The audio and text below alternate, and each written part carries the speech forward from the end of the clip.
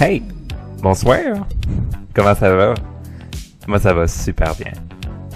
Je trouve que, de plus en plus, on devrait ajouter de la couleur à notre vie. L'autre jour, je me suis fait dire, Lucie, t'es belle. Et j'ai tout de suite nié. J'ai tout de suite nié parce que c'est ce qu'on m'a montré à faire. On m'a montré à me cacher. On m'a souvent dit que quand t'acceptais les compliments ou que tu disais « Ah, merci, oui », quand t'acceptais les flatteries, c'était un peu une forme d'arrogance ou de prétention. Et pourtant, quand tu réfutes ce genre de compliments-là, ça crée comme un malaise entre les personnes. J'ai toujours nié quand on me disait des compliments, et puis là, j'essaie de dire juste un simple merci.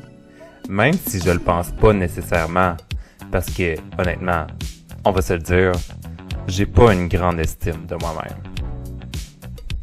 Mais j'essaye de renforcer un discours intérieur positif.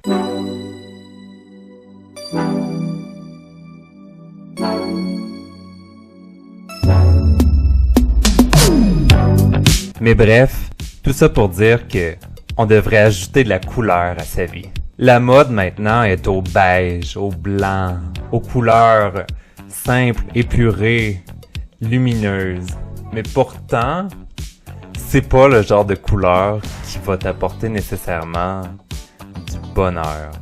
Je trouve que ce genre de couleur-là, oui, apporte de la lumière à une pièce, oui, apporte un effet de grandeur, mais ça n'apporte pas un effet émotionnel extraordinaire. La vie est trop courte pour vivre dans une pièce complètement blanche avec rien dedans. Puis je pense que la couleur ne prend pas assez de place dans ta vie. Je pense que les couleurs, ça suscite la passion, l'énergie, la créativité.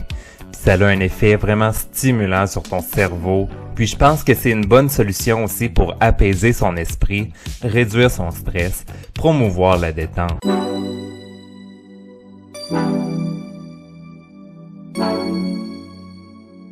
Je crois qu'elles sont idéales pour transformer ton environnement qui est froid, qui est neutre, en un environnement de chaleur, de réconfort. Bref, mets de la couleur dans ta vie. Puis tu vas voir, tout va bien aller. Puis pour ma prochaine vidéo, je vais me rendre dans un endroit vraiment coloré. Ça te tente? Allez, viens, on y va!